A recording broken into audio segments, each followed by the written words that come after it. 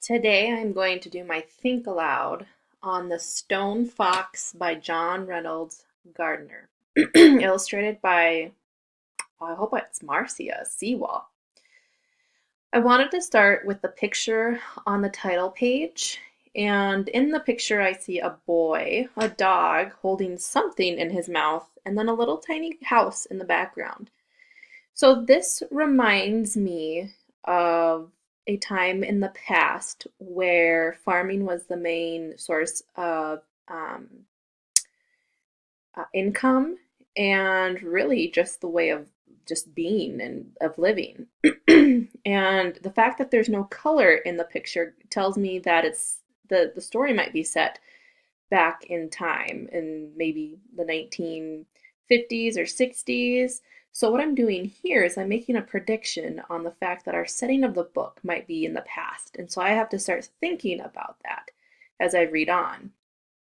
And then obviously, I'm also thinking and predicting that our story is going to take place on a farm because the boy is also wearing overalls, and I know that's what farmers used to wear when they would work in their fields, and even now. And I am making a connection to myself because I am from a small community where I used to work on a farm. We didn't have one ourselves, but we used to work on friends' farms, and you would see them wearing overalls when working to protect their other clothes. Um, and then I'm looking at the stone fox, and I'm looking at the picture, and I'm seeing a dog, and to me that doesn't look like a fox, but I'm wondering if there's going to be a fox, or I can also kind of infer that there might be a fox that might play an important role in the story. So from here, I have a purpose. I'm thinking of the stone fox, and I'm thinking about a boy on a farm. And then I'm going to go on to page 3. Here I see that the title is called Grandfather. And I'm predicting, because it is called Grandfather, that this is who the chapter is mostly going to be about. This also sets my other purpose too. And when I move into the book, I'll be thinking about what am I going to learn about the grandfather or grandpa, and how is he important to the story. We didn't see him in a picture up above, but that's what the chapter is called. So as I start reading on page 3, the words, I'm synthesizing. So the author wrote that the grandfather and the boy Willie lived on a potato farm. So that just confirms my prediction from the first picture on the title page that it is on a there that the story does take place on a farm, and it's in Wyoming.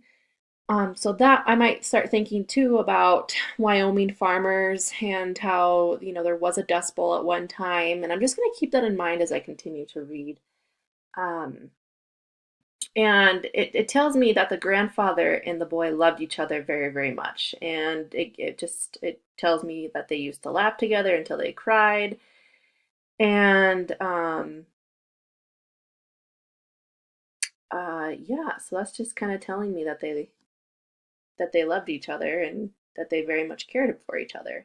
And it doesn't say it, so I do have to infer it from what I'm getting from the story and the words in the story. So I'm getting the meaning from it. As I move on to page 4, I start really paying attention to the structures and the saying of the words. For instance, it says, hurry up or you'll be eating with the chickens. And I know that this is a figure of speech, but if I didn't know what this meant or I didn't speak this way, I have to be thinking as a reader, okay, the structure, what does this even mean you'll be eating with the chickens? Does he really want you to go out and eat with the chickens? And then I have to truly understand what the meaning is. Because if I just kept reading, then I wouldn't understand that this is a figure of speech, and the grandpa, even though he really loved the boy, he still kind of made those jokes, and I can infer that the grandfather loved to play jokes on the boy. Although, if you read further down, then you actually read that one time the boy didn't wake up, and he actually did give the plate of food to the chickens, and he didn't have his breakfast that day. So that was kind of a part where the author was, including some humor into his story, which I particularly loved. I think that it's great to cause some sort of laughter in the beginning of a book. It really ties your reader in. Um, And then I'm wondering on page 4, um, it says at the end of it says, "Get up, grandfather," little Willie said. "I don't want to play anymore." And this goes back to, I guess I should have read the first part on page 3 where it says, the grandfather wouldn't get out of bed. He just laid there and stared at the ceiling and looked sad. Well, in between that first sentence and where it says, "Get up, grandfather," yeah, we had that flashback to where it does tell us that they loved each other and that they played with each other. Well, then this boy is thinking, oh, maybe grandpa is, or grandfather is playing a joke. And to me, that's understandable. But I'm asking questions too. I'm thinking further ahead, thinking, well, what is the boy going to do? And this grandfather really is not responding to him. So, what's going to happen? So I read on to page 5, and as a reader, I have to start thinking about the tone of the text and how I'm going to read it and how I'm going to phrase the each how I'm going to phrase each sentence and how I'm going to read it, because now I know there's a sense of urgency. And if I don't read it that way and I read it kind of monotone, then I'm not going to really truly get the meaning behind what the author is trying to do here, because he's really trying to set up a scenario of a certain type of feeling and aura of the story. Um, and then I can infer that, it says that the dog was born with Willie. So this is a side kind of little section that I kind of pulled out of the story, not only about the feeling and the reading and what the author is trying to set up here, but then it says that he ran out and got Searchlight, which was a big black dog, and she was born on the same day as little Willie. So I can infer that these two are really, really close together, and I think that, it just kind of goes to show that when Willie was really scared, the first thing that he wanted, he went and found Searchlight so that he could go out and get help. And I kept reading on, and on the picture on page 6, I thought this was kind of interesting because the picture really truly does match the words. And in my mind, when I heard that Willie was going to go get the doctor with Searchlight, you can see in the picture that frantic movement of getting help, and you can tell that their body was out of control because they weren't in control of the situation. But then I see a woman with a bun on her head, and I'm thinking to myself, well, is this the doctor? And, who is this? Maybe it's the doctor's wife. That was my first initial thought. And I, read on page 6, and I started to go, oh, okay. So, Dr. Smith replied, "Nothing to worry about." I thought past this, and I thought, well, how can a doctor really say that there's nothing to worry about if a boy is coming and saying that his boy is sick, or his grandfather might be sick? It's really not the doctor's position, in my opinion, to say that, oh, that person is just fooling around. And yeah, we can connect it back to like the boy who cried wolf. Each time that the boy said there was a wolf coming, they believed it until the point where there really was. But as a doctor, as a professional whose job is to save lives, if somebody comes and says somebody's sick, you gotta go. So I thought, to me, that when it said that the doctor replied, "Nothing to worry about," but he's still in bed, it wasn't really their position. So at this time, I thought it was a guy who was a doctor, and I thought, how dare he not take this seriously? Well, then I read on, and I gotta say that I was really surprised on page 7 when I found out that the doctor was a female. And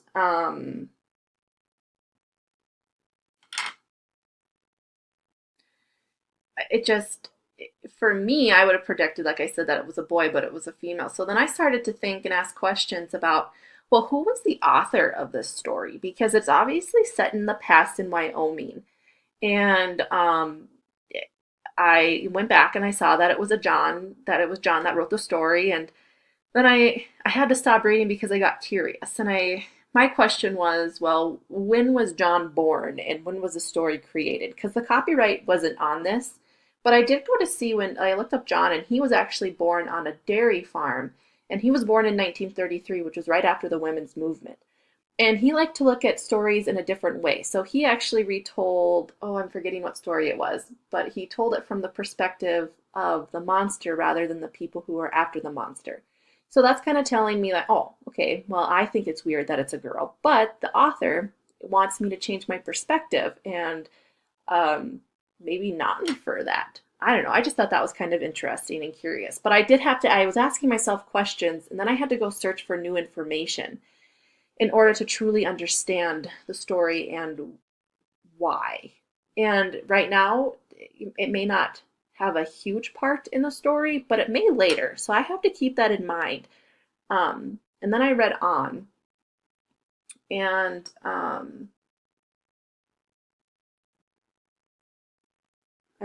and I saw this picture on page 9.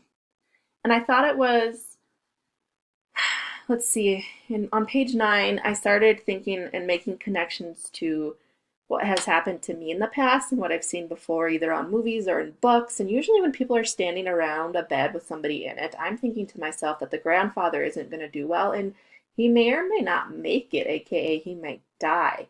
So then I, as a reader, had to go back to the words to see what actually is happening. And I thought it was kind of ironic to me that the doctor asked the boy why he was asking so many questions. Well, he was asking questions, in my opinion, from what I can infer and what I know, is that he cared and loved his grandpa and wanted to know. And that's also telling me that that boy is very, very smart. He's very intelligent and he was raised very well.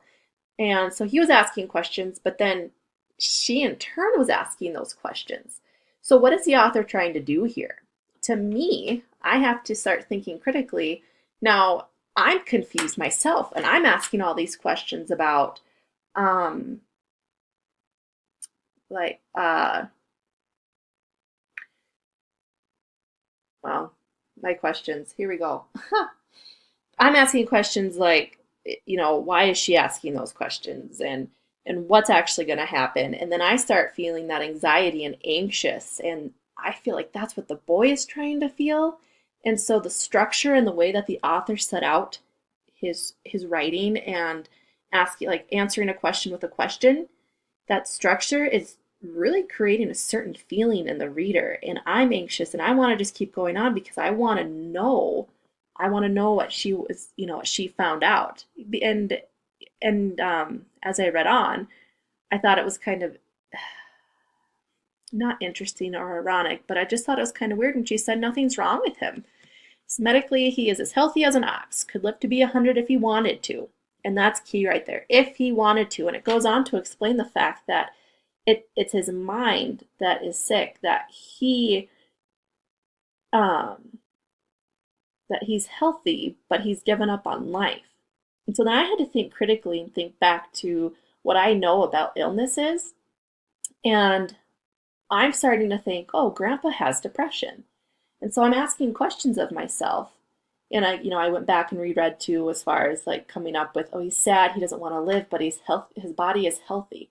And that's just something that we see a lot these days, is that depression where you're feeling sad and sunken in and you're very reserved and taken back. Well, that's exactly what grandpa is doing. And so then um, as I'm reading on, it says that Lily or little Willie is silent for a long time, and he brings up those happy times with his grandpa, but the grandpa there didn't respond at all. He just sunk back into it. So that just kind of confirmed what I was thinking. And the last page, it just goes on to show how Willie really wanted to fix it and he wanted to find out what was wrong and how to make it better. And those were the questions I was asking on page 10. I was asking, well, what made him so sad? Because it seemed like his life is so happy. He had a great farm, he was doing like great crop, but all of a sudden he was so sad and in bed. So as a reader, I want to keep going because I want to find out. And I actually might have to check this book out from our libraries because I've never read The Stone Fox before. And then the last thing that I was wondering is, well, the book is called Stone Fox. How does that play into the story? That's what I want to know because right now there's a dog, but where does the Stone Fox tie in? But that would be my think aloud, and what a great first chapter. Honestly, phenomenal.